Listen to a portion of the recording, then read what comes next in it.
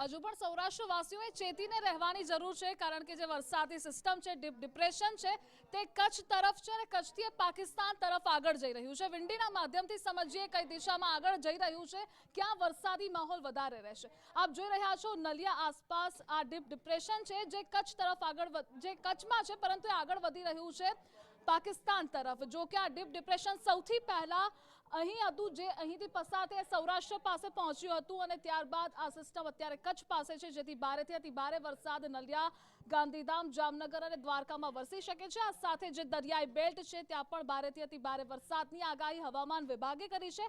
Red alert પણ જારી કર્યું છે। ભાવનગર પાસે પહેલેથી જ વરસાદી સિસ્ટમ સક્રિય થઈ હતી, જેની અસર પણ વર્તાઈ રહી છે।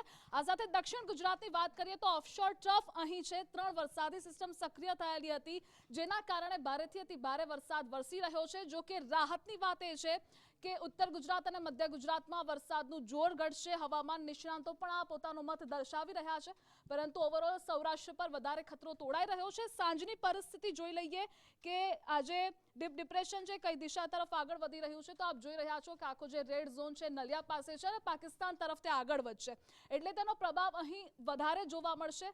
જો કે ત્યારબાદ આવતીકાલની પરિસ્થિતિ પણ જોઈ લઈએ તો આવતીકાલે પણ આ પાકિસ્તાન તરફ આગળ જઈ રહ્યું છે, એટલે કે 30 તારીખ સુધી વરસાદી માહોલ યથાવત રહેશે।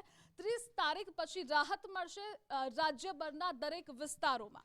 તો આપને પણ જણાવી દઈએ કે 30 તારીખ બાદ પણ એક વરસાદી સિસ્ટમ સક્રિય થઈ રહી છે, જેના કારણે વરસાદ વરસી શકે છે, પરંતુ હાલ રાહતના સમાચાર એ છે કે ઉત્તર અને મધ્ય ગુજરાતમાં વરસાદનું જોર ઘટી શકે છે, જ્યારે સૌરાષ્ટ્ર પર હજુ પણ ખતરો તોડાઈ રહ્યો છે।